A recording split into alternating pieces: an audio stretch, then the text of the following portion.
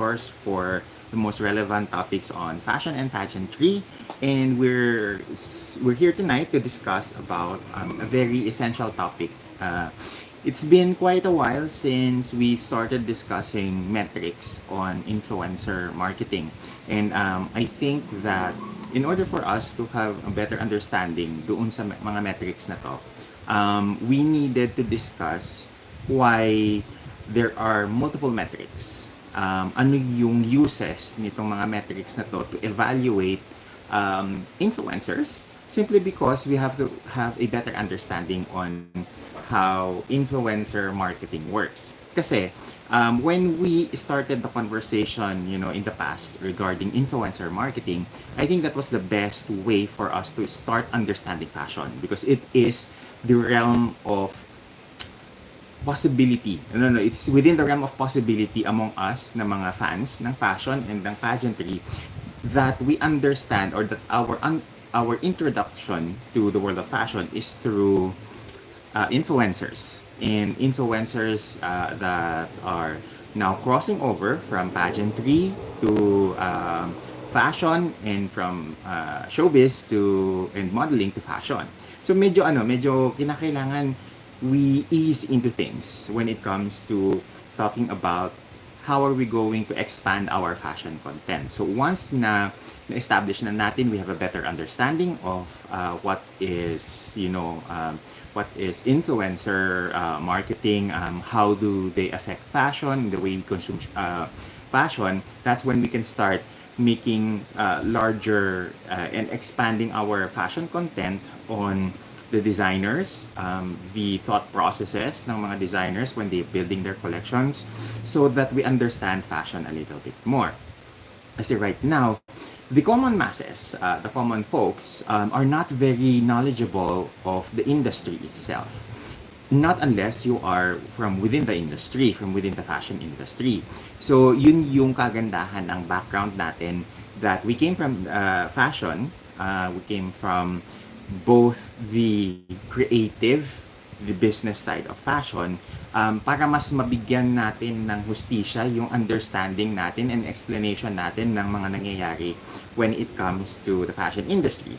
So, for this topic this evening, we will be diving into one of the most essential topics for fashion brands when they evaluate effectivity ng mga fashion influencers, so that they know which one they would want to partner with, which one they want to have a business relationship with. Kasi we need to break down yung specific metrics that matters, both quantitative and qualitative, because the understanding, our understanding as a community here in Sashes&Scripts, regarding the MIV EMV metric is still on shaky grounds. I think and I feel that because we have been so engrossed with the numbers of the MIV and EMV, we need to break down and realize that it is just one of the metrics. It's not the end all be all of metrics when brands evaluate fashion week attendances ng mga influencers. So we need to understand that beyond MIV, there are also other metrics that brands measure, that brands look at, so that our understanding is a little bit more holistic. It's not very narrow in terms of the perspective that all we see are the numbers ng MIV, EMV, when there are other metrics, there are other points of measurements that brands use in order for them to evaluate their partnerships with influencers. Okay, so before we start, I think magkamustahan muna tayo sa comment section. So welcome everyone. Ira is here, sabi niya good evening. Siya yung unang-unang nag-message sa atin ngayong gabi. IC Studio is also here. Sabi niya, good evening. And earlier kasi, they were waiting patiently with the live stream to start. So, magandang gabi sa iyo. I do hope that everyone na naghintay, medyo tawag ito, medyo late tayo kasi ngayon nag-start because I was pulling up some of my files para when we discuss yung tawag ito, yung mga metrics, medyo academic yung dating. May explain ko sa inyo yung ano yung definition, ano yung importance ng, for example, ng follower count, ng reach versus engagement. Okay? Ooh. So, Shaz Rocha is here. Good evening. Sabi ni IC Studio, hi Shaz. Helena Ebonia says hello. Then, sabi ni Maria, wait, tama, Maria Victoria Flojo, hi, watching from UAE. Magandang hapon, I believe, sa inyo dyan ngayon. Okay, sabi ni Shaz Rocha, shout out to my husband Maurice, watching with me because of Heart Evangelista. IC Studio says he or she is watching from Benguet. Si Helena Ebonia naman, sabi niya, watching from San Jose del Monte, Bulacan. So, Ira, sabi ni Ira dito, Sir Jason, kasama po ba reputation and character sa metrics? Alam niyo naman po yung ahas dyan. Okay? Family Reyes says, hi. So, hi everyone. We are going to be, wait lang, medyo naaanuhan ako dito sa angulo ng, yeah, better. We are going to delve deep into a lot of metrics for our live stream this evening. So, pasensya tayo kung medyo mukhang boring yung magiging discussion natin. So, but before we go into that, I think unahin na muna natin yung, pasakalihin muna natin with some of the things that we missed to discuss last live stream natin nung nakaraang nag-live stream tayo last Sunday because I forgot to put into the into the bullet points ng i-discuss ko yung mga favorite outfits ko nung mga influencers na nandun. So, first and foremost, hindi ko inilagay sina Maymay and Kata and Nicole Borromeo because they were there to walk the shows ni na Leo Almadal and ni Michael Cinco. So, because they were there for the fashion show of Michael Cinco and Leo Almadal, I did not necessarily include them into the discussion of the Filipino influencers because they are there to model, not necessarily to be as influencers. There are other, mga influencers who are there, like Rosenda Casaje, who I believe went to several shows, including Roger Vivier, na hindi ko rin na-mention because of yung haba ng oras nating nag-live stream last time, and it really flew off my mind na i-discuss sila. Anyway, so when it comes to yung mga favorite ko na mga outfits ng mga influencers na natin na nandun, nag-attend ng mga fashion shows, Zoe Santiago is one of those ladies na who was there. This is, I believe, her second or third na show. Third season. Second season, because her first season was the Haute Couture shows last June, July. And she went to the Ellie Saab show wearing a Chico Estiva na gown with cascading na tawag ito na beadwork from silver until nagiging blue towards the hemline. Zoe is a very voluptuous na person. So, meron siyang boobs, meron siyang waist, meron siyang hips, and she really put that into work. And when you are that voluptuous, very challenging, essentially, yung paano ka manamit, paano ka mag-put up ng clothes together. And I think she is still in the early stages of her influencer career. So I am looking forward to the time that she is able to find and define her personal style na tawag ito na babagay dun sa katawan niya.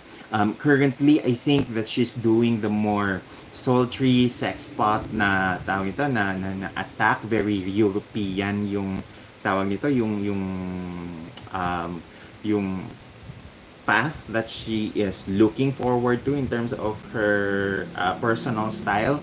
However, because she is very cosmopolitan, ang kanyang upbringing, she might be, making changes doon sa kanyang styling choices as she goes along in the fashion weeks. So this is her second season. So I think there are areas and room to grow in terms of the way that she puts clothes and her style together.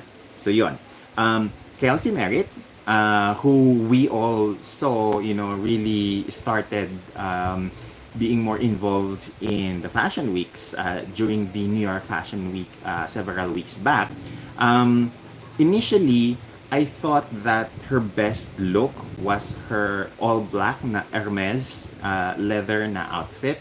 However, when I saw her in Chanel, because Chanel returned to showing in their traditional na venue kung saan sila nagpa-fashion show. Napansin ko na bumagay kay Chelsea yung very airy, very light, very bright na tawag ito na venue ng Chanel na show with her Chanel outfit na she was na very simple.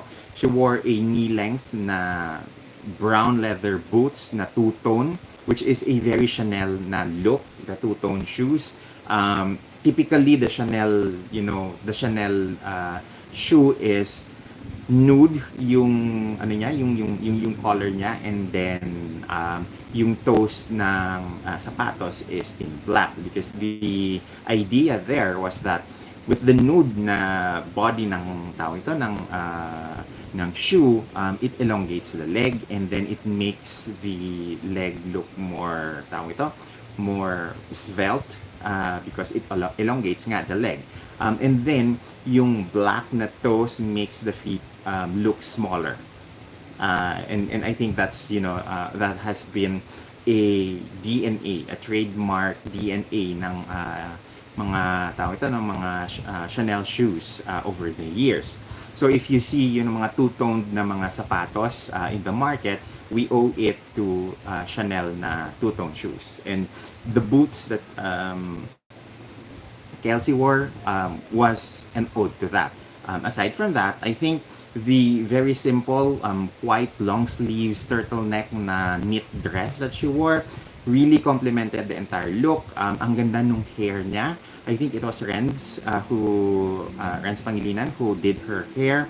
And very lovely yung pag-put together ng buong look, from the makeup that was barely there, the hair that is pulled back on a braid, and then yung classic na Chanel flap bag na hawak-hawak niya during the show, and yung two-tone na boots with the white-ish cream na dress, na knit dress. I think that was perfection, because it was so simple but at the same time very Chanel coded.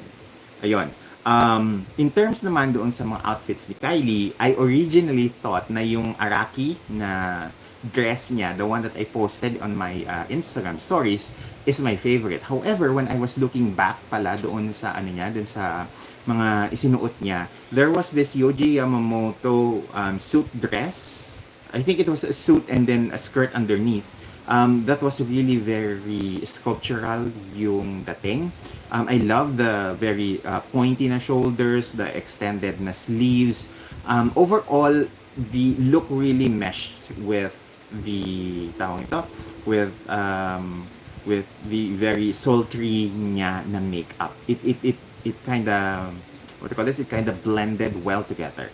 What I would have only made some changes siguro with the styling is maybe a waist belt, a chunky waist belt that would cinch her waist together para mas mas mag-complement yung overall look sa kanya. However, if we're going to break it down on the outfit itself, that outfit was really for me perfect in its very structured but at the same time very sculptural na dating. Um, of course, hindi mawawala sa conversation na ito yung favorite na outfit natin for Heart Evangelista. For me, I think the Chloe, the dress that she wore, the outfit actually that she wore for Chloe was perfect. I love yung double chiffon dress that she wore. It was, very airy. It moved with her hair. Gusto ko yung very lugay lang na tawag ito na bagsak ng hair niya during the show because it was very light, hindi siya ganun ka heavy set as compared to the other looks that she wore during the entire Paris Fashion Week. You have to remember currently it's fall in it's autumn in Europe. So, maginaw ngayon doon. And the mere fact that she's wearing, something that would probably be better off for spring or for summer, na hindi siya nagmumukhang nanginginig, sa tawag ito sa streets ng Paris while doing all of these photos for the photographers covering the Paris Fashion Week. Kudos to her. What I really love actually about the entire outfit is the pineapple necklace because the pineapple na symbolism for the fashion house for Chloe is actually something that I've seen I think I've posted this somewhere in my Instagram stories when Heart Evangelista wore that outfit during the day or after the show. Kasi yung ode, yung what do you call this, yung paggamit nung pineapple was way back during the time that Stella McCartney, the daughter of Paul McCartney ng Beatles, was the tawag ito, the head of the house. I think after Karl Lagerfeld left Chloe, si Stella McCartney yung naging creative director. I'm not sure if tama yung pero I think it's either after Karl Lagerfeld may isang naging creative director before Stella, or it's Karl Lagerfeld and then directly after him was Stella McCartney. So anyway, in one of her collections, I think it was in 2002 or 2004, she did very cheeky na mga prints using the pineapple, using equestrian references like horses on her clothes. And one of her very publicized na designs was actually this swimwear with the pineapple on the hoochie part of the swimsuit, yung print ng pineapple. And that what do you call this? That swimwear was used in a lot of editorials, including Vogue US. I remember that kasi if I'm not mistaken, si Giselle Bonchen pa yata or si Carmen Cass yung nagsuot nung garment na yon for the editorial. Okay, I'll try to find that and post it on my IG stories one of these days. So there.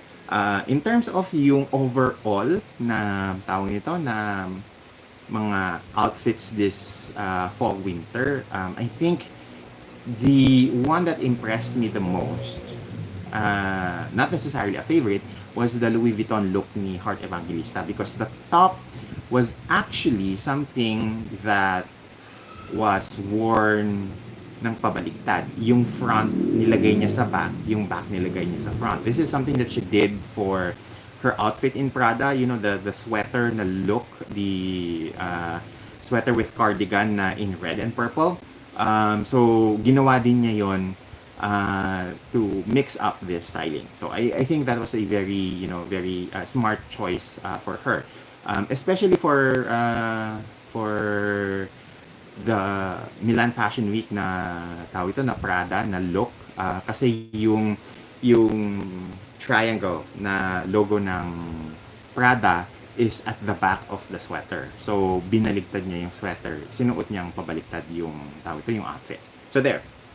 Um, anyway, let's see, mga comments. Okay, Shaz is here. Hannah Maxi is here. Sabi niya, my favorite is Heart's YSL dress, which she actually purchased and she fitted, I think, bago siya nagpunta ng Milan. Tama, if I'm not mistaken. And then, Zinya Cho is also here. Sabi niya, hello there. Sabi ni Hannah Maxi, I believe Sir Jason, like also the YSL dress but in a different color, wine color, I think. He says so in Heart's Real fitting in wine. Yes, that was the one. Tawag ito, the wine color na na dress na made tawag ito, may ruffled detail at the back. Okay? So, before we jump in doon sa ating main discussion, let me just give some comments on the shows, especially on Dior, Chanel, Sacai, and Schiaparelli. Dior, isa sa mga nagustuhan ko sa Dior is the very sporty na look ng mga collection, ng mga clothes ng tawag ito, na nilabas ni Maria Grazia. However, I'm still on the fence in terms of the creativity that was implemented, or the creativity in the what do you call this, in the output ng collection, because I felt that it was too commercial. I think I am looking for somewhere, right in the middle, somewhere that is both critically acclaimed but at the same time commercial in nature. Kasi right now, there are a lot of buzz dahil mag-e-end yung contract ni John Galliano sa Martin Margiela, and I think people are thinking na baka bumalik siya ng Dior. However, from a business perspective, I think that LVMH, the conglomerate that owns Dior, would keep Maria Grazia in Dior simply because she is bringing in the money. She has, according to industry insiders, na yung mga collections niya mabenta. So if you have that kind of commercial na appeal, then magtatagal ka sa fashion house dahil syempre sino namang business owner ang ayaw sa pera, right? Especially with the sudden downturn ng luxury spending in the past year. So tingin ko Dior, LVMH, and the Arnault na family with Bernard Arnault at the helm will keep Maria Grazia in Dior for a little bit longer. Okay? Chanel, on the other hand, it looks like they were looking, or they were mining a lot of Karl Lagerfeld past designs to include in their, tawag to, in their collections, this what do you call this season. I think that it is a much better collection than the ones that they shown in the several seasons where Virginie Viard was at the helm. I think parang nabuhayan ulit ng Karl Lagerfeld Chanel yung brand, the way that Karl Lagerfeld would do his collections. So there were some familiar na mga silhouettes that I've seen Karl do in like 2011, 2014, ng mga past collections, and even as early as 2006, 2007. So I think that is the Chanel aesthetic na nakasanayan ng lahat, the Karl Lagerfeld aesthetic. And despite the fact that si Virginie Viard has been working with Chanel and Karl Lagerfeld for more than 20, even 30 years, iba pa din yung the way that Karl Lagerfeld is able to manage the creative and the commercial side of the fashion house. So, I'm glad that for this spring summer collection, parang feeling ko may konting spirito ni Karl Lagerfeld doon sa collection ng Chanel.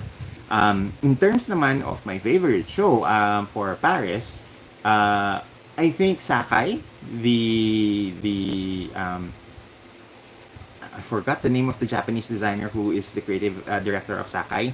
Um, what she did for this collection, where it looked like it were layered pieces. However, when I was reading some of her interviews, I think it was in WWD, nabanggit niya na karamihan ng mga inilabas niyang mga damit are one pieces na mga dresses and jumpsuits. So I was like, okay, so it looks like very, very layered yung mga pieces niya, but apparently some of those are one piece na mga dresses. So I'm kinda intrigued kung alin doon sa mga inilabas niyang mga items doon sa fashion show are actually separates. So for if ang favorite ko was Ferragamo in Milan, I think for this season dito sa Paris Fashion Week, I think favorite ko si Sakai. However, we cannot end this discussion on the collections without mentioning Schiaparelli because it stuck to its DNA. I think Daniel Roseberry was very on the money when it comes to the aesthetics ng Schiaparelli na house. However, I'm also starting to feel that for his next na mga collections, he needs to bring out other brand DNA na hindi pa nailalabas or hindi pa na-exploit ng todo-todo because right now the very black, gold and white na aesthetics ng Schiaparelli, that is very modern. However, the position of fashion is that it keeps on moving forward. So I think Daniel Roseberry will need to move with the times, especially that there will come a point where the aesthetics that he is infusing in the house of Schiaparelli works now, but maybe 2 years, 3 years down the line, baka magbago yung taste ng mga tao, and he needs to be ahead of the curve in that sense. However, among the outfits na nilabas niya, yung favorite ko would be the Kendall na onesie, the one that Kendall Jenner wore. It looks like it's separate kasi para siyang naka-corset and para siyang may denim na tawag ito na pantalon, but it's actually one full jumpsuit. So kapag tignan nyo yung collection niya ulit, yung suot ni Kendall, kapag tumalikod si Kendall, the zipper is actually extended until doon sa pants na part. So it's not a separate na piece, but it's a onesie, it's a jumpsuit. So there. Now, I think we're ready na to, sa haba ng pasakali natin, umabot na tayo ng 30 minuto. I think we can now talk about the main topic for this evening. Okay?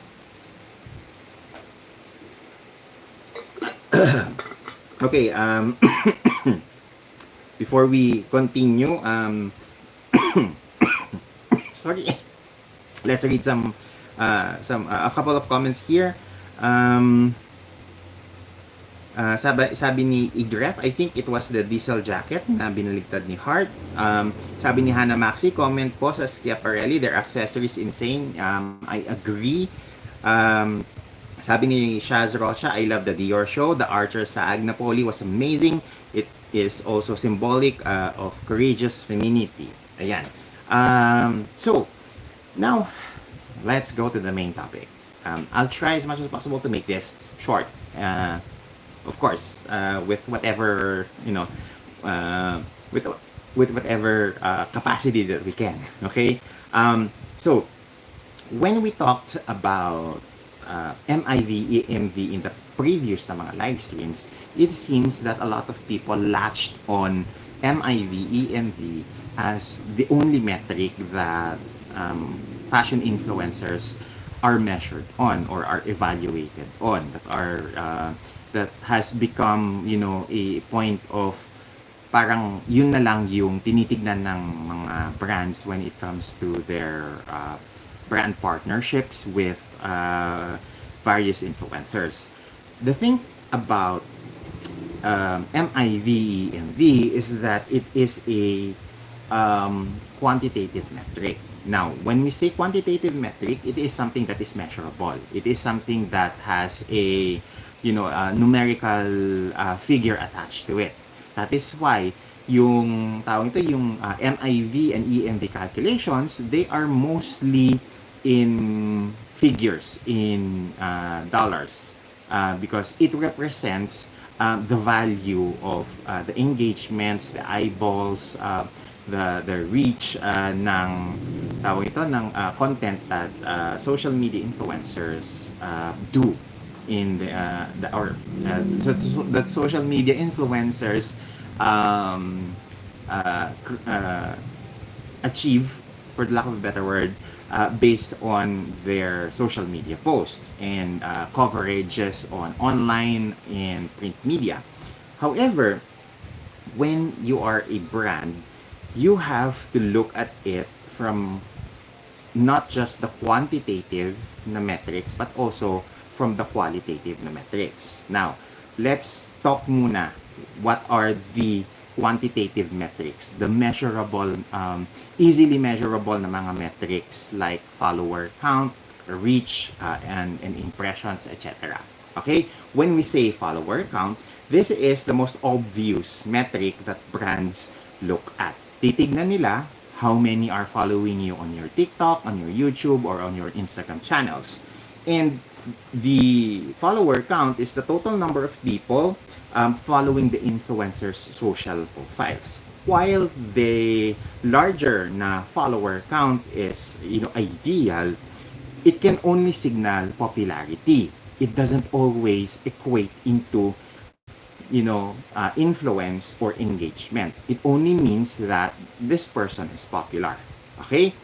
Engagement rate, on the other hand, is a much more revealing, a much more telling metric because it includes likes, shares, comments, and saves in relation to the influencer's follower. So it tells us if the audience is engaged or interacting with the content that the influencer posts on his or her social media. Now, for fashion influencers, the ideal na engagement rate would be typically between 2 to 5%. That is, across the board. Okay? With tawag ito, with Facebook, I think the engagement rate would probably be even lower. I think nasa 1.5 to 3% lang siya. Samantalang sa Instagram, it's on average, I think it's around 4.5 to 5% yung ideal. So, because the difference kasi with Instagram versus Facebook is that Facebook has bigger reach but lesser engagement, which is the opposite of Instagram, that you have lesser reach but bigger engagement. So when you say engagement, these are the people that interact with your content. So again, this is measurable. Makikita mo kung ilan yung nag-like, kung nasa hundreds or hundred thousands or nasa thousands yung mga tao ito, yung mga nagla-like, nagko-comment, nag-share ng content. Now, currently there are there are ways that some followers or some accounts would hide yung mga metric na ito. However, if you are a influencer, you need to disclose this with the brands that you work with. Para makita nila yung you need to be transparent with them. Kinakailangan nilang makita yung gaano karami yung nag-e-engage sa content mo.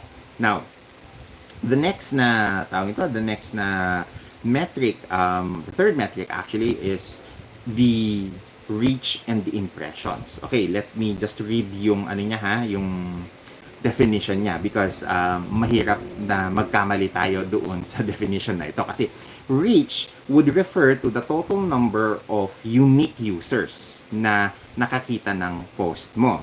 The impressions, on the other hand, are the total number of times that your that your post was viewed, including multiple views from the same person. Kasi pwede na nakita ko na yung content na to, pero the next time na dumalaw ulit ako ng Instagram, nakita ko ulit yung content na ito. Pwedeng, like for example, if you haven't noticed, when you look at mga content creators na nagpo-post ng, let's say, carousel na post, ibig sabihin like a series of 3, 4, 5 na photos, the next time na visit ka sa tawag ito sa Instagram, ipapakita niya yung second or third na slide or yung third na image that is having multiple views on the same post.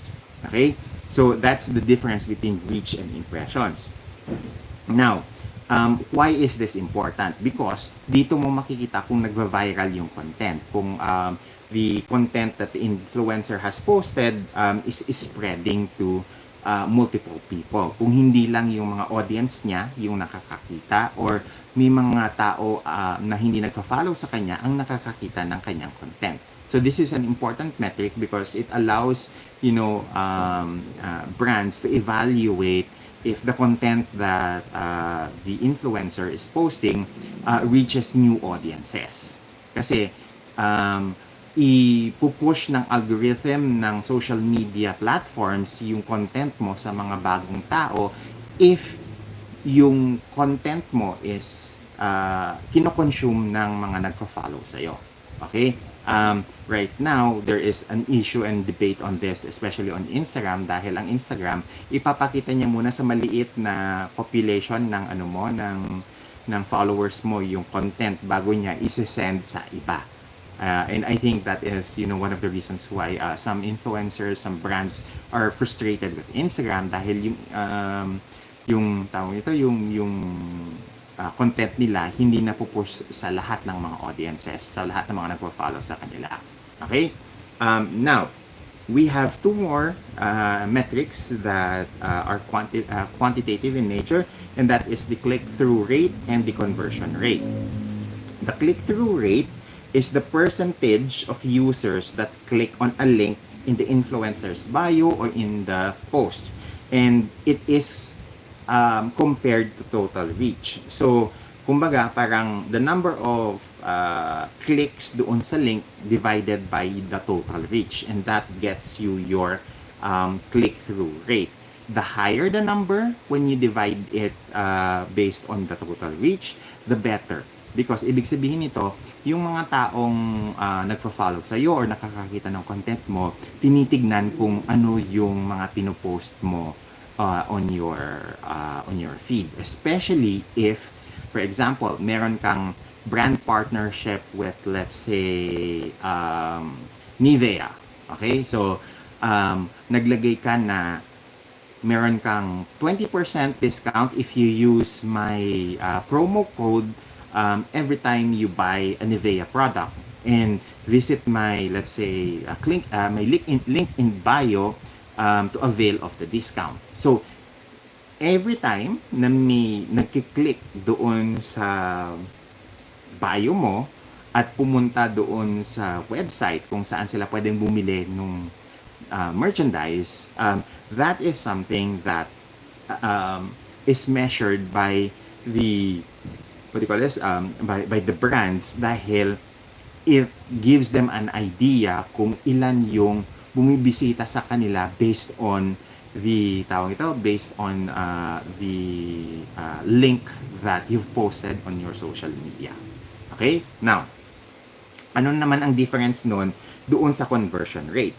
Yung conversion rate is essentially the number of people na bumili based on dun sa mga nag-click ng link mo. Okay? So the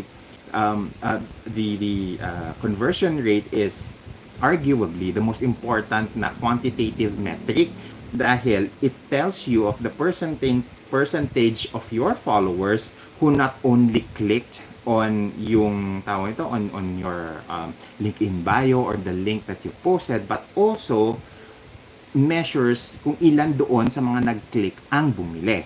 And this is, the pinaka-end goal, kumbaga, ng bawat influencer, to push people to buy the products that they, tawag ito, that they promote on their feed.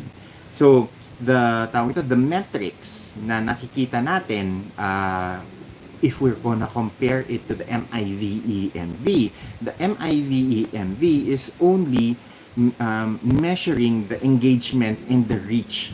Kumbaga, yun lang yung parang nakikita natin na mini-measure for now ng MIVEMV. It does not account into other engagement rates or rather other metrics that includes the click-through rate and the conversion rate.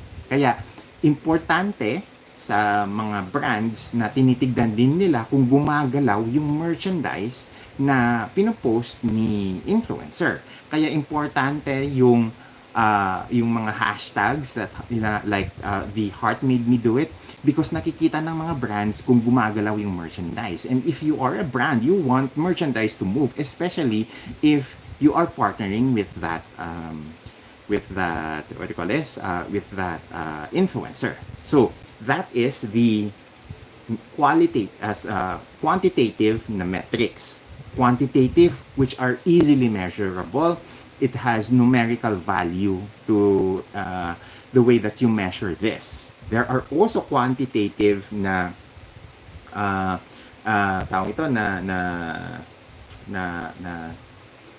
qualitative na metrics that would help support the quantitative na metrics, because quantitative metrics isn't enough. That is why excuse me. That is why doon sa set card, doon sa post ko on our announcement for our live stream this evening, binanggit ko na MIVEMV is no longer enough.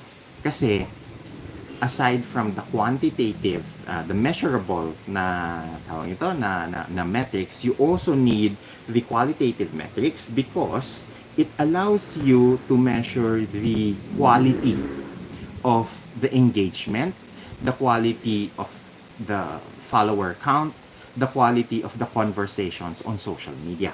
Okay, when we say follower count, sometimes there are influencers that pay for following, pay for engagements, and these are your bot, as in binili, and these are your BOT, bot accounts. There are bot followers na binili ng mga influencers, and there are bot accounts that follow you. What are the difference between those two? Bot accounts are accounts that you pay, a third-party company that would flood your follower accounts, your following numbers, and inflate it.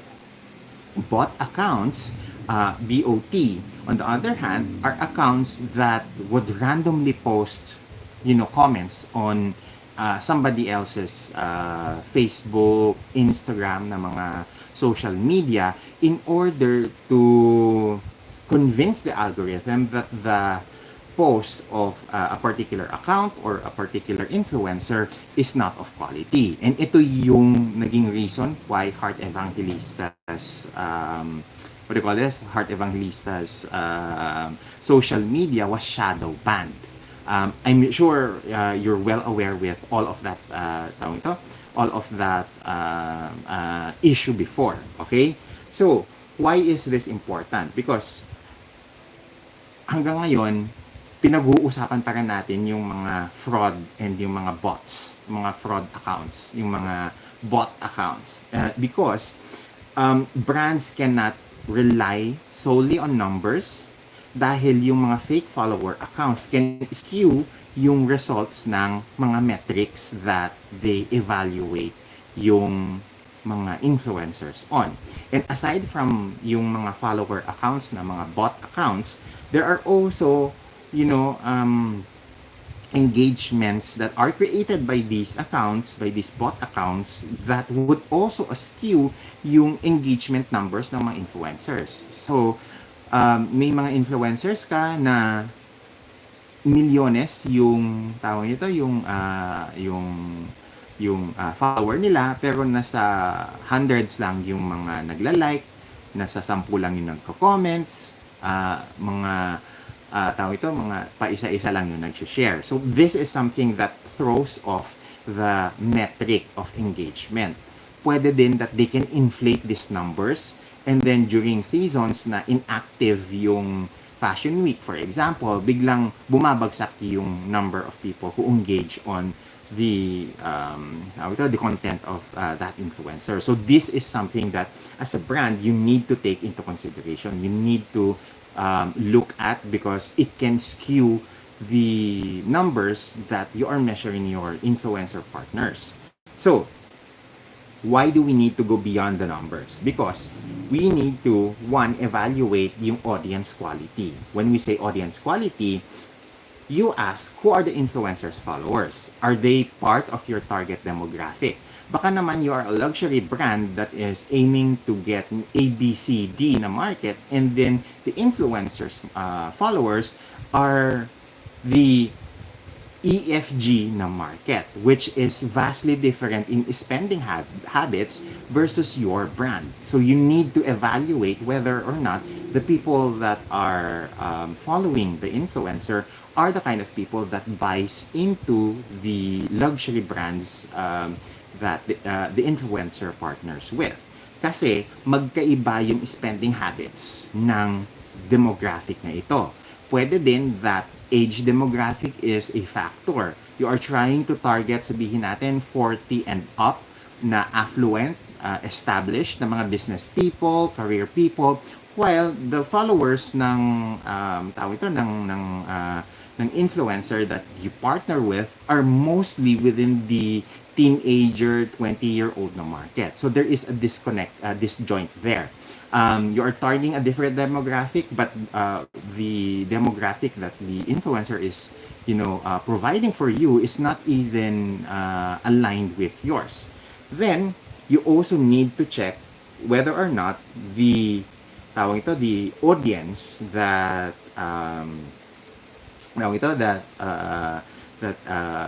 is following the influencer, are they primarily bot accounts? Kasi kung bot accounts sila, you have to look at the number of active and hindi naman na verified, active na and non-fraudulent. I think that's the best term.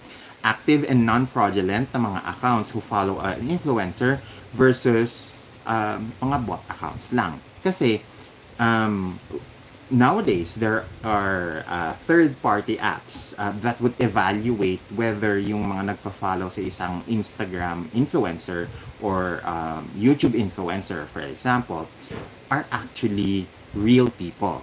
And they would see whether 40%, 60% of who follows you are mga troll accounts lang or bot accounts lang.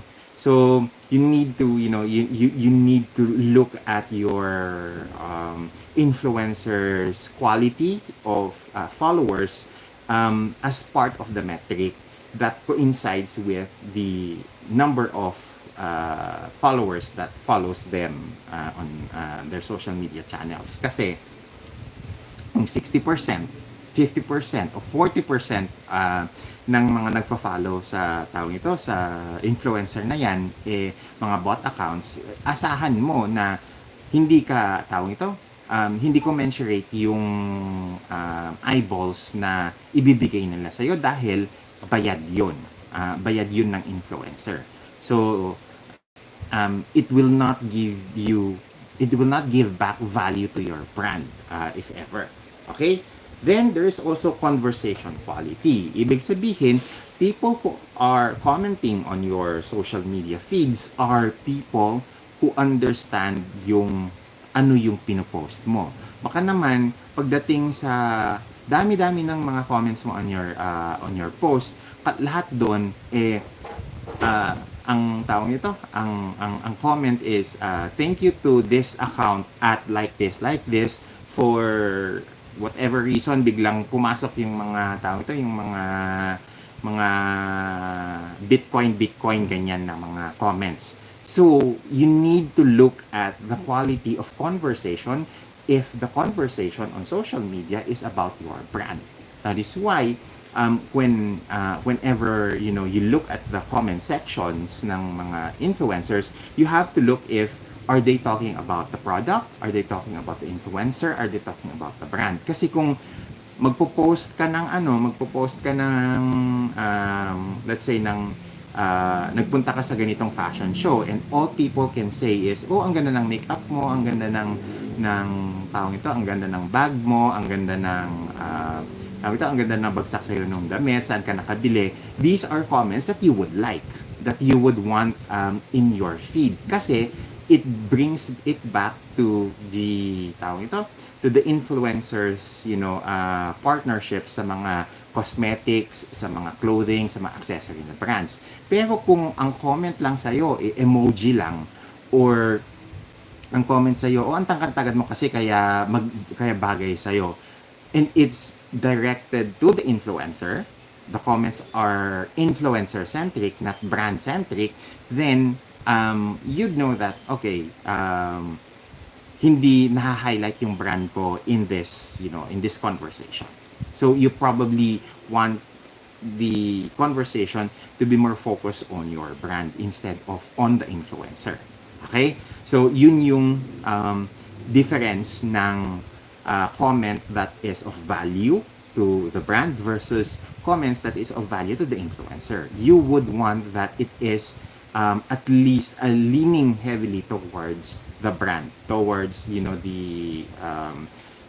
influencers partnerships with cosmetics, accessories, clothing, and other and jewelry brands. So kinakailangan dun mag-skew yung conversation and not on kasi beauty queen siya, kasi model siya, kasi actress siya.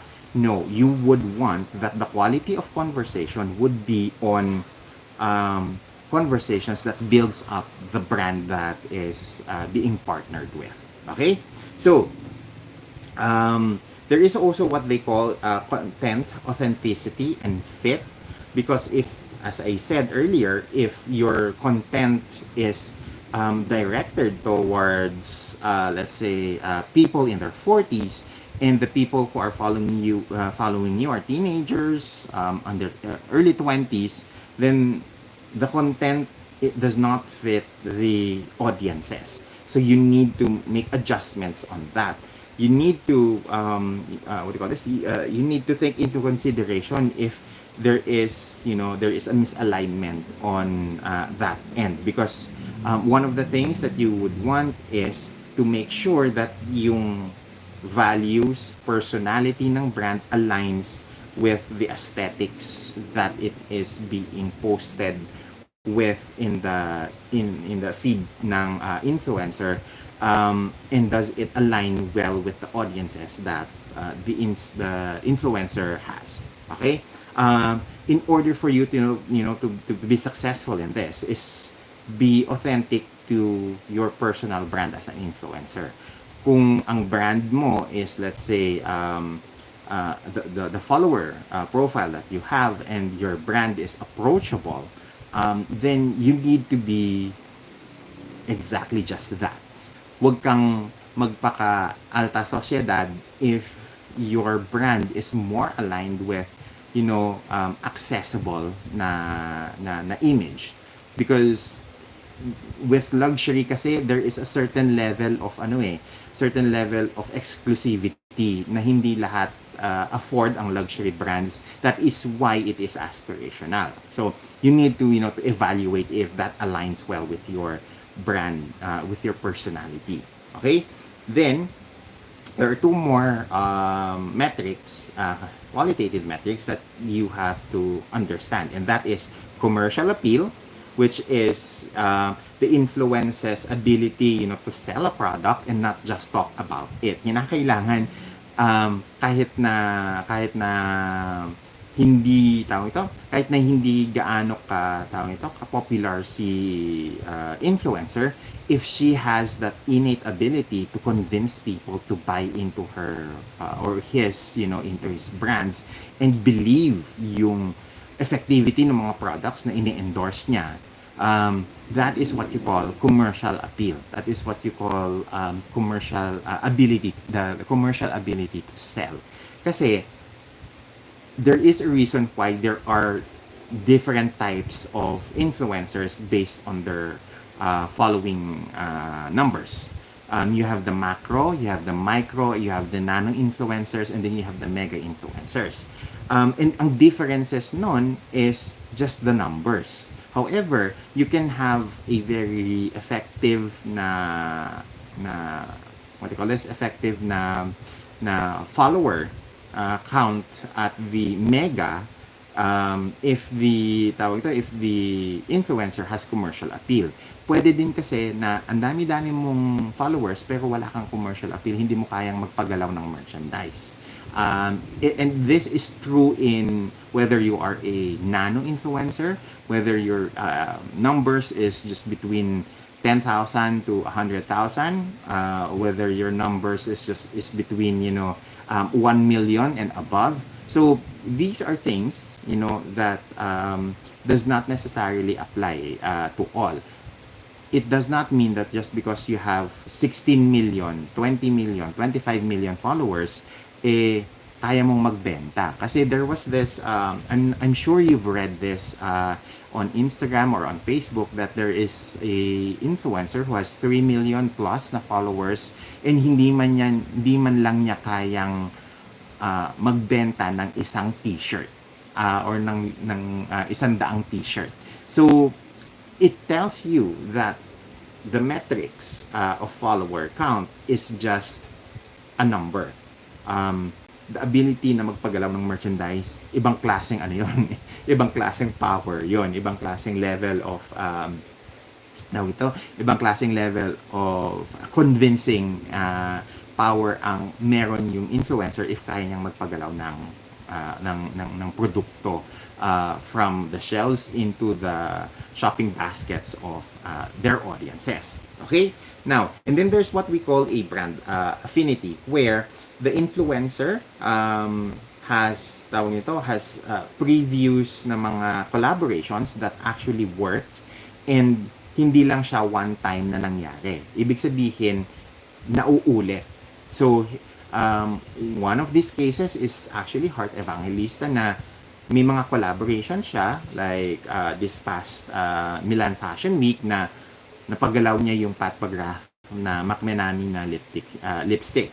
And then, after that, sumunod naman yung Sephora na lips, I think it's the 777 or 999 na lipstick shade na gumalaw.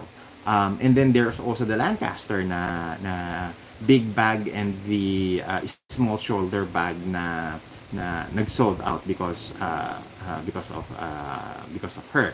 So yung mga ganitong mga brand affinity, ibig sabihin yung mga tao naniniwala doon sa brand kapag nagpo-post yung si influencer about their merchandise. And that is the kind of metric na hindi lahat kayang gawin, na hindi lang minsan kung magpagalaw ng merchandise but paulit-ulit. And we've seen that with the YSL na tawag ito na shades, the Philips Stein na mga tawag ito na mga relo, the the Serpentine when she was still endorsing Bulgari, when she was still partnering with Bulgari. Nowadays Heart is with more of Cartier na ngayon as compared to previous years. So, ibig sabihin nito, yung ability na magpagalaw ng merchandise, hindi lang dapat one time, big time, kundi nagagawa mo ng paulit-ulit. And I think the importance of being able to combine both the quantitative and the qualitative metric together, it's because you want to have a successful influencer campaigns with the influencers that you partner with as a brand. You need these metrics to work hand in hand so that you have a better understanding of whether or not the campaign is successful or the partnership is successful, because you might have to look at the follower count and the engagement rate, but you need the qualitative factors of, you know, content quality, conversation quality, to see whether or not that partnership is effective. Okay? So, you need to, you know, overall, I think we need to understand that hindi lang dapat ang tinitingnan natin ang MIV or EMV ng mga fashion influencers, but we see it from multiple different perspectives, using multiple different types of metrics. Dahil brands, whether they call it MIV, which is essentially a engagement and reach metrics, we need to look at other metrics to confirm whether one metric is factual. So kumbaga, gagamitin mo yung both the qualitative and the quantitative metric to see kung effective ba talaga si endorser or effective ba talaga si influencer. Kasi you cannot only measure at the quantitative, kasi ang quantitative pwedeng ma-skew, pwedeng ma-manipulate when some influencers would use bot accounts, would pay mga third-party companies to balloon their numbers, to inflate their numbers. Pwedeng mangyari yon. So, you want as much as possible to have authentic na mga followers with the influencers that you partner with, because authentic, real, and organic followers are more likely to buy into your brand, into your personal brand ng mga influencers kapag they are from the ground up, at hindi yung binili mo ngayon, bukas makalawa wala na sila. Okay? So this is the reason why MIV, EMV has never been, for me at least, the end all. Diyan nagtatapos yung metrics where influencers are being measured, because it's not. You have to have different metrics to have a better understanding doon sa effectivity ni influencer. Kasi as a brand, kung maglalabas ka ng pera, make sure that yung inilabas mong pera sa mga influencers may ROI pabalik sa'yo. Okay? So, ultimately, we need to understand that itong mga fashion weeks ng mga influencers, this is serious business for the brands. They are not, they are not there just for the glamour. As I said in my previous live stream, the Fashion Week is built on business decisions. The Fashion Week is built on the business of selling clothes, not necessarily para lang magpaganda. It is a part of that, because that is marketing. That is part of marketing. That is part of marketing's way to convince you to buy into these brands, to these luxury na mga labels. But ultimately, what brands want is that mag-sell off, lumipad from the shelves into the shopping baskets yung mga merchandise na meron sila. Okay? So, this is probably going to be the last live stream that we will have that is very fashion-centric, because starting next week, we might be talking about fashion. We might be talking about pageantry a little bit more. Right now, there is the Miss Cosmo na Cosmo International na pageant going on in Vietnam. May mga issues diyan na kinakailangan natin pag-usapan in the next following weeks. And then there's the Hiyas ng Pilipinas who will be having their finals, I think, around October 25, the last week of October. And then there will be the Miss Grand na pageant na mangyayari again later this October. Of course, I know hindi ganun tayo invested with Miss Grand. However, we will be supporting CJ Opiaza in her quest for the MGI title. Okay, let's go doon sa mga comment section. Dahil grabe, ang dami yung mga mga comment dito. Where did we end? Optimist Forever says, hope you're well, Sir Jason. Thank you for sharing your knowledge. I am glad as well na hindi pa bumabagsak ang katawan ko after my work today, because currently if you haven't noticed, medyo madalang akong mag-cover ng mga pageants lately because my schedule nowadays is no longer as flexible as before, because as of this semester, I am teaching from Tuesday, Wednesday, Thursday, Friday na schedule, and then I also have Saturday work in one of the schools that I teach in. So medyo kapos ako sa oras lately in terms of coverage, simply because my timetable has shifted again and I am at work from Tuesdays to Saturdays. So ang pahinga ko na lang is literally Sunday and Monday. But I will, as much as I can, do my best in order to to serve yung mga updates on our social media pages. Okay? Nasaan ba to? Ira says, does it mean, Sir Jason, that even without the link with the product sold out, it's still counted and measured for the influencer? Yes, kasi if you haven't noticed, every time that may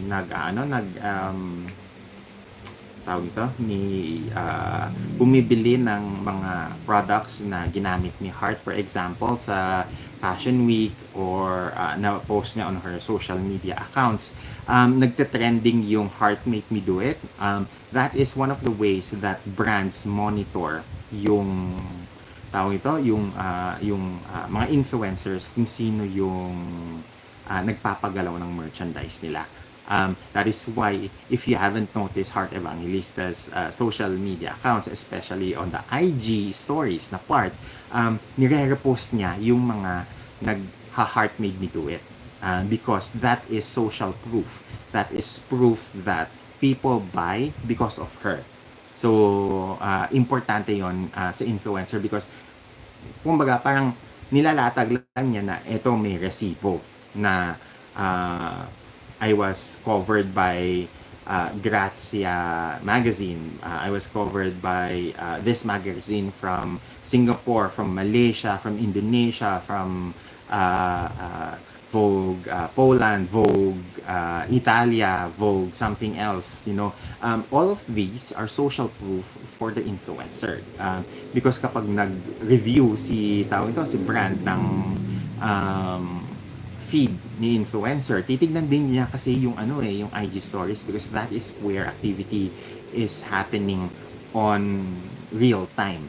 So that is why may mga brands na kapag may partnership sila with this influencer, nakatutok yung mga social media people nila on the feeds of the Instagram na personalities, because they want to see kung may nagpo-post about them, kung natatag sila sa mga posts, because that is additional eyeballs, that is additional additional reach for not only the influencer, but for their brand as well.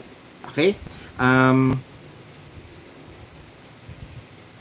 Wait, nasaan na ba tayo? I think it's the comment from Shaz Rocha. Sabi niya, what I understand is EMV and MIV can be a great help in measuring the impact and the potential of marketing campaigns. So if engagement is not organic from bots, how uh, okay, ulit. So if engagement is not organic, could not have expected ROI, isn't it? Yes.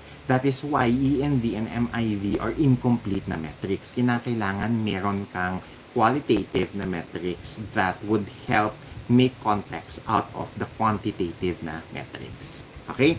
Michelle Magcala says, yep, as per Hart's comment on IG, LVMH and other brands don't use MIV alone as it's not accurate. Which, again, is the reason why, ganito na lang, if we are going to analyze this compared to pageantry, the metrics that the influencers, are measured upon is essentially the judging criteria in pageants, di ba? In order for you to pick the best out of the 40 candidates, for example, in Binibining Pilipinas, you have 50% on beauty of face, you have maybe 30% on beauty of figure and physicality, and then 20% on intelligence and personality. So that gives you like a metric to measure the candidates on, which is the same thing that brands do when it comes to influencer partnerships. Kinakailangan may metrics sila na gagamitin to see if effective ba si influencer, or if not, then we look at other influencers that could probably give us the kind of mileage, the kind of exposure that we want. Okay, that aligns with the brand personality and the brand values and the brand DNA. So kinakailangan meron kang metrics in order for you to evaluate yung effectivity, yung appropriateness nung nung mga influencer, dahil hindi lahat ng influencer pare-pareho yung market that they serve. Kasi if you are, let's say, based in Europe and you want to influence people in, let's say, Middle East, paano nangyayari yon? Diba? I mean, how are you going to, to make that happen? Like, for example, sinasabi nila na Pia is wants to be an influencer for people who are in Europe. But if she is based in Dubai, how is that gonna happen? Kung wala siyang touch base sa Europe, kung hindi siya based sa Europe. So, it kind of is not making sense if that's the case. Diba?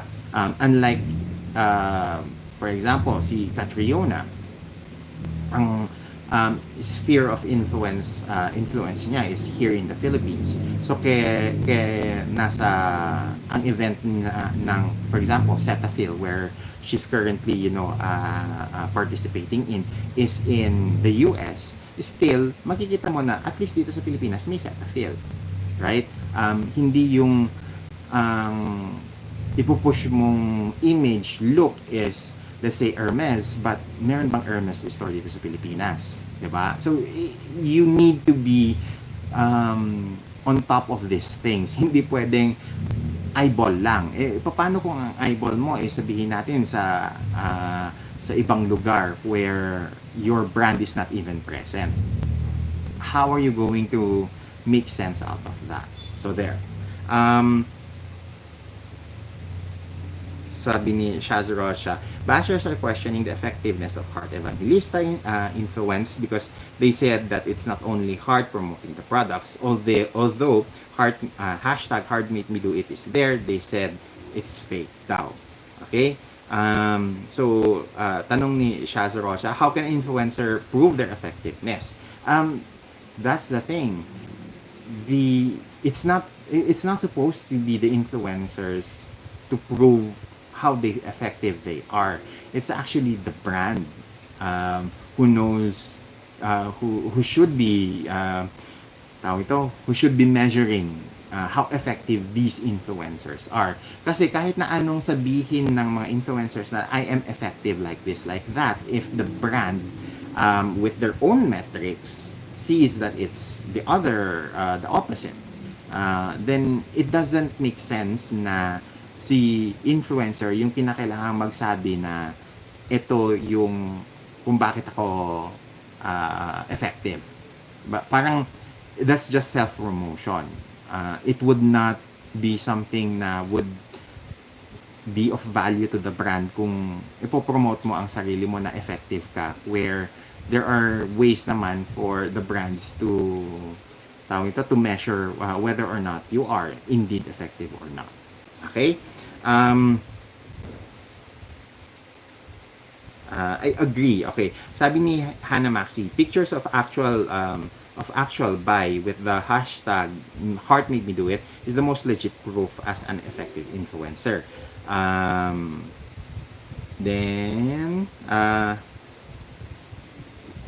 sabi ni Hannah, nakakahilo, grabe pala, technicalities regarding likes and comments. This is a big help sa tulad kong simple-minded sa social media. And this comes also from the fact that after our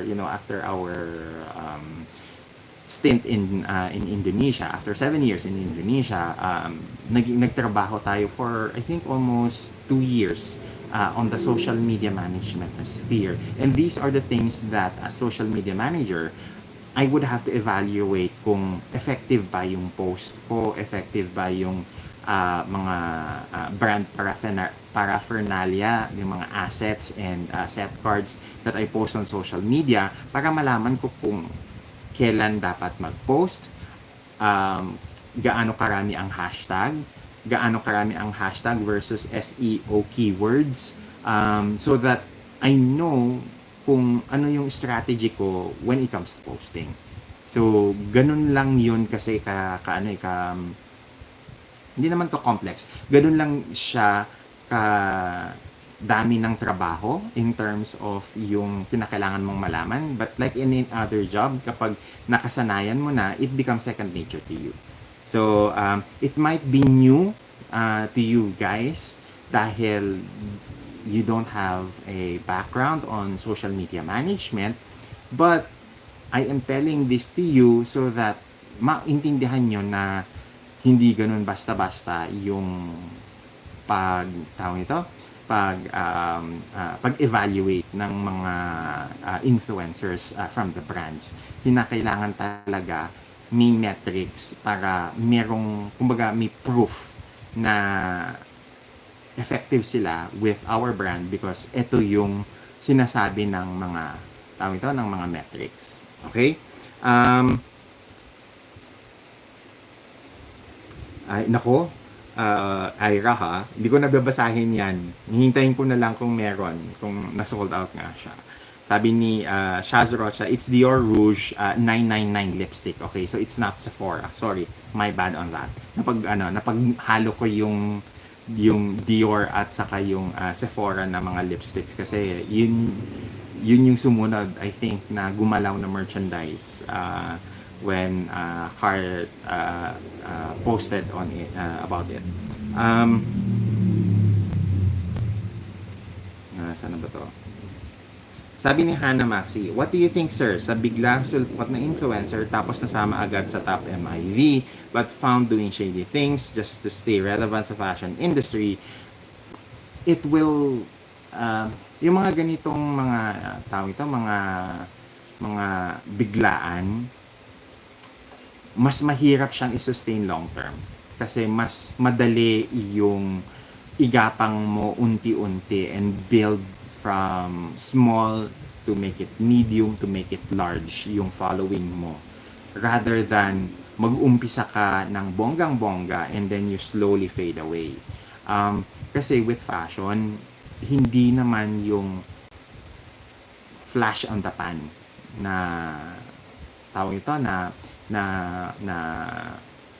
personalities yung gusto mong mangyari. There is such a thing in the industry that we call a fad.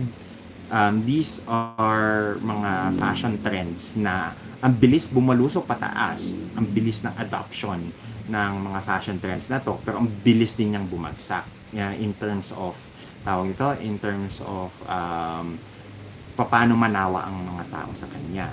What you want is a steady incline up so that yung decline mo steady din pababa. And kung steady pababa yung decline mo, may magagawa ka pang paraan to keep relevant and stay afloat, to plateau or to move back up yung tawag ito, yung unti-unti mong decline.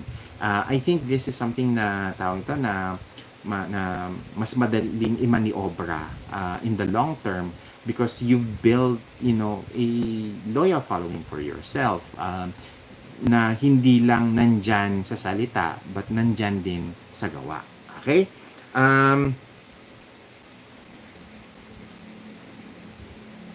Nasaan ba tayo? Si Michelle. Okay, Michelle, let us read your comments. Okay, sabi niya, why do launch metric use money currency for the MIV EMV when it's fact it's not yet the translation of sales from Fashion Week, it's just imaginary values, right? Would it be better to use percentage or other unit of measurement? Okay, I think that the reason why monetary value yung tawag nito, yung MIV and the EMV, it's because it's easier to understand monetary values as compared to percentages.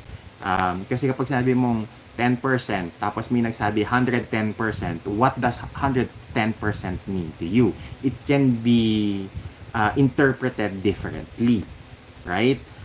Kasi in reality, there is no such thing as 1,000%, 110%.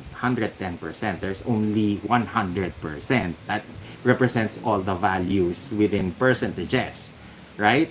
But when pageant girls would say, I would give 110% to represent my community, my country in the Miss Like This, Like That pageant, it only is a form of exaggeration. Okay? But if you're going to measure it based on percentages, mas madali kasing intindihin na the monetary value of my social media presence is 10 million. Tapos ang usapan. Madaling intindihin. Okay? That is why they put it in the monetary value.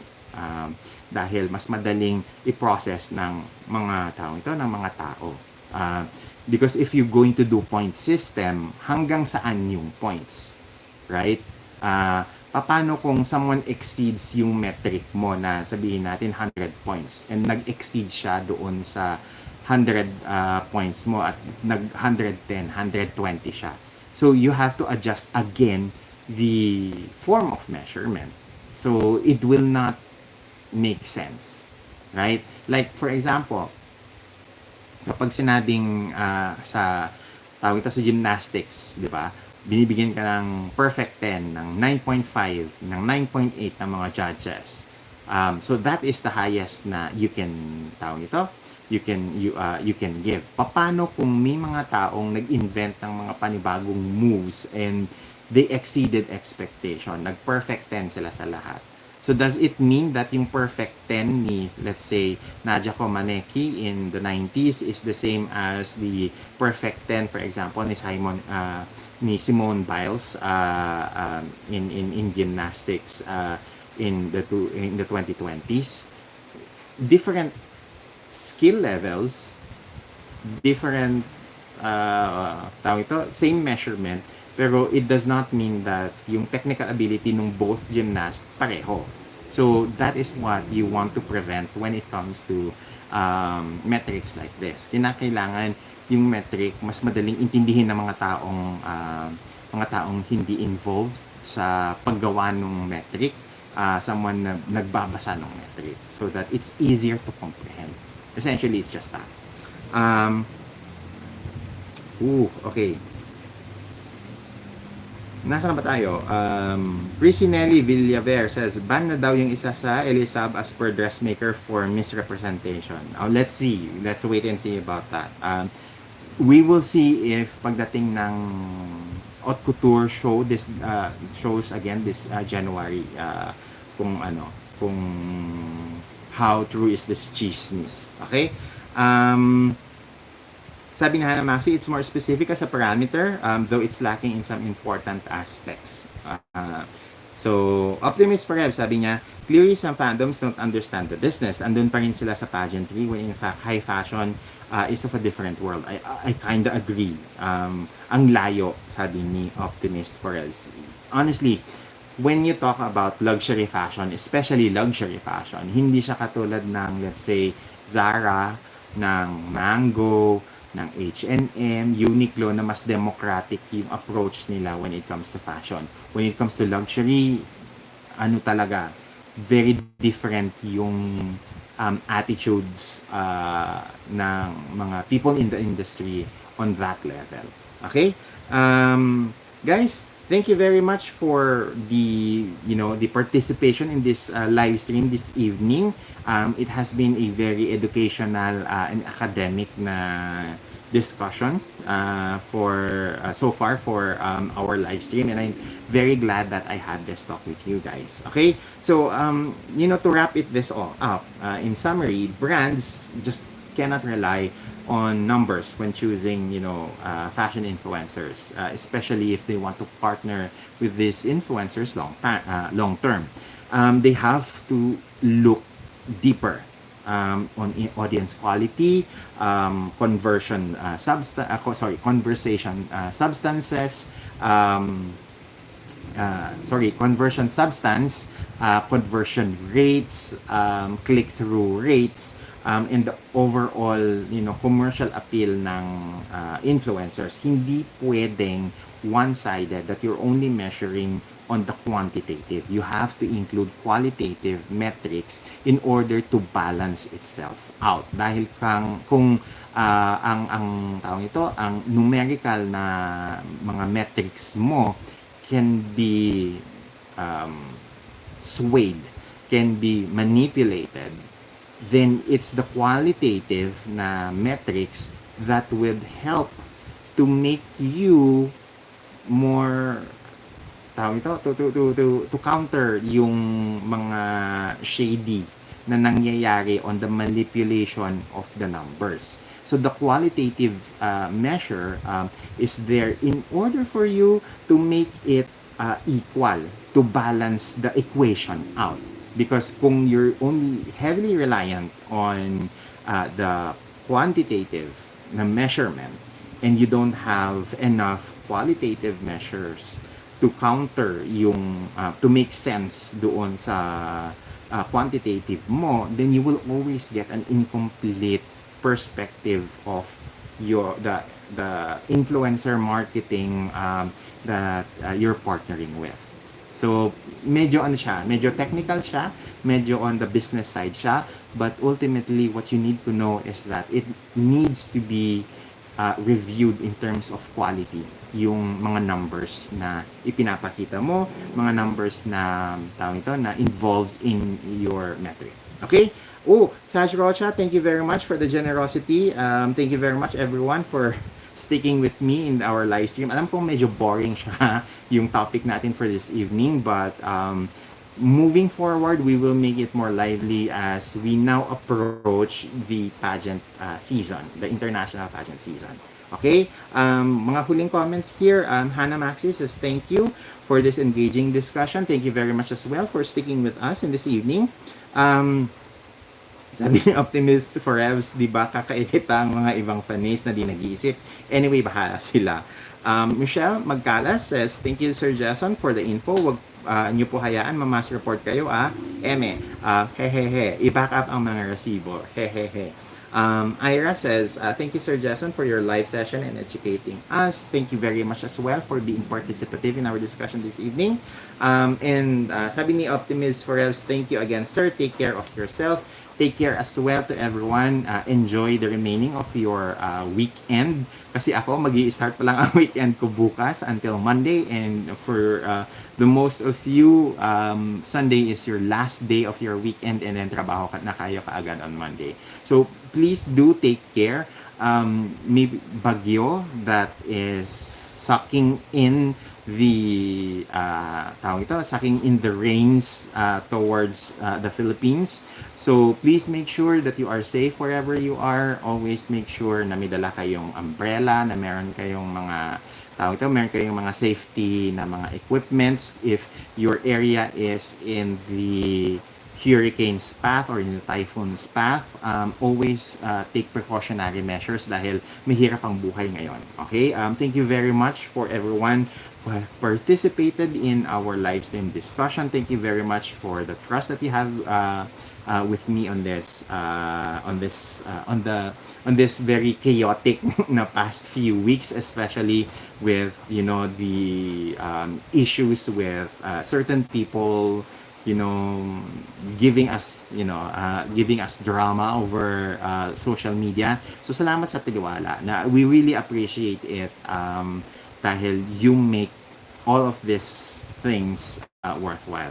Thank you very much again. I hope that before we end, leave a like in our live stream, and I hope to see you again soon on our next episode. Okay? Thank you very much and have a great weekend ahead. Bye everyone. Oops.